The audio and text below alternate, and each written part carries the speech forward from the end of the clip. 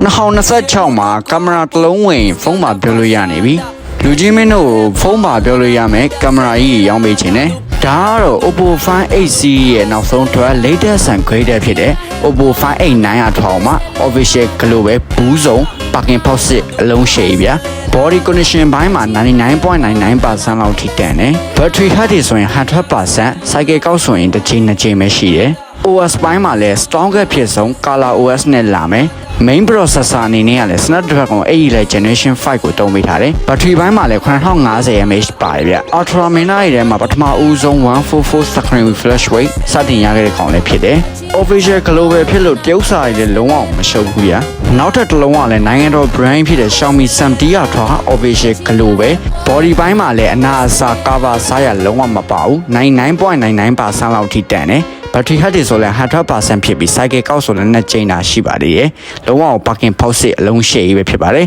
။ SoC က Snapdragon 8 Gen 5ကိုပဲသုံးပေးထားတယ်။ official global ဖြစ်တဲ့အတွက်လူကြီးမင်းတို့မျက်စိရှုပ်တဲ့တရုတ်စာလည်းပါမှာမဟုတ်ဘူး။ Oppo Find 900ကင်မရာဘိုင်းမှာတော်တော်ကြီးကိုကောင်းတဲ့ထဲမှာပါတယ်။ Hasselblad နဲ့ color လောက်ထားလို့ကင်မရာ quality ရဲ့လုံးဝအပြည့်အဝခံစားရမယ်။ဒီကောင်ရဲ့ဈေးတန်းက Xiaomi Mi 10 official global ဆိုရင် RAM 16.12GB version ကို45,500အထိနဲ့ရောင်းချပေးပြီးတော့ Oppo Find 900ရဲ့ဈေးတန်းလေးကိုသိချင်ပါက TikTok 6ပေါက်တုံးမဟုတ်ဖုန်းဆက်၍မေးမြန်းနိုင်ပါတယ်။ဆိုင်လေးစာလေးကမန္တလေးမြို့26 29လမ်းကြား82လမ်းမှာရှိထွေဗလော့မိုဘိုင်းဖြစ်ပါတယ်။